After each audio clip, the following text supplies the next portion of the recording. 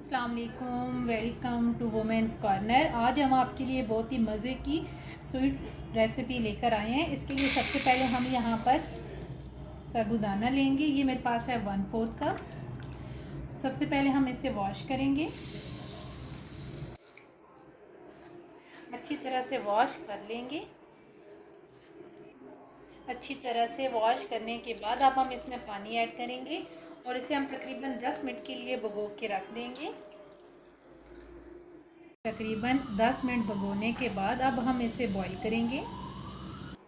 साथ ही हमने flame on कर लिया है। पानी हम लेंगे यहाँ पे 3 कप और यहाँ पे हम कॉफ़ी का 1 पैकेट ऐड करेंगे।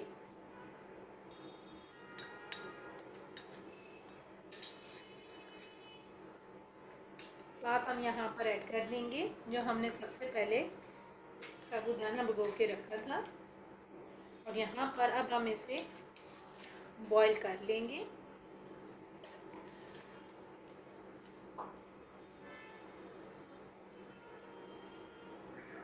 तकरीबन 3 से 4 मिनट बॉईल करने के बाद अब हम यहाँ पर फ्लेम ऑफ कर देंगे और इसे हम छान लेंगे।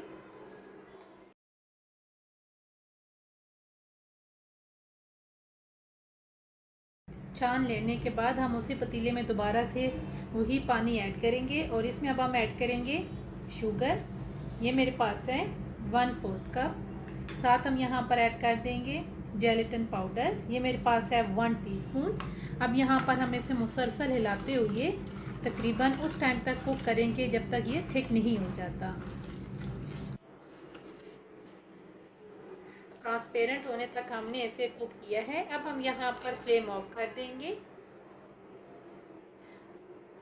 जिसमें हमने सेट करना है अब वो यहाँ पे हम ट्रे लेंगे। इसको हमने घी के साथ पहले ग्रीस कर लिया है। अब यहाँ पर जो हमने कॉफ़ी का मिक्सचर सा तैयार किया है ये ऐड कर देंगे।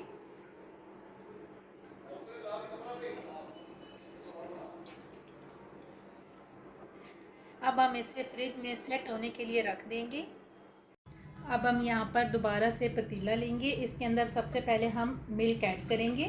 ये मेरे पास है 3 कप और अब हम इसका बॉईल आने का वेट करेंगे।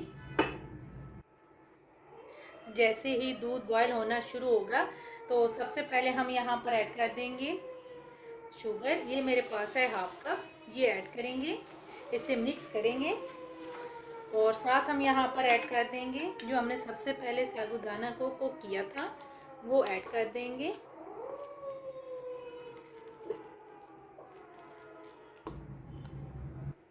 इसे भी हम अच्छी तरह से मिक्स करेंगे। अच्छी तरह से मिक्स करने के बाद अब हम यहाँ पर लेंगे जेलेटिन पाउडर। ये मेरे पास है 2 टीस्पून। अब इसको भी हम अच्छी तरह से मिक्स करेंगे। अब यहाँ पर हम इसे मुसलसल हिलाते हुए तकरीबन 3 से 4 मिनट के लिए कुक करेंगे। 3 से 4 मिनट कुक करने के बाद अब हम यहाँ पर फ्लेम ऑफ कर देंगे। जो हमने पहले यहाँ पे एक लेयर सेट की थी अब यहाँ पे हम जो हमने अभी साबूदाना कुक किया है इसकी सेकंड लेयर लगाएंगे।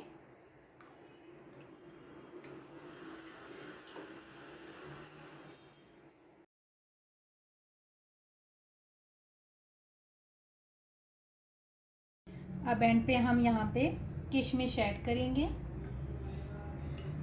और इसको अब हम सेट होने के लिए फ्रीज़र में रखेंगे तकरीबन 1 घंटे के लिए। तकरीबन हमने इसे 1 घंटा फ्रिज में रखा था। अब हम इसे प्लेट आउट करेंगे।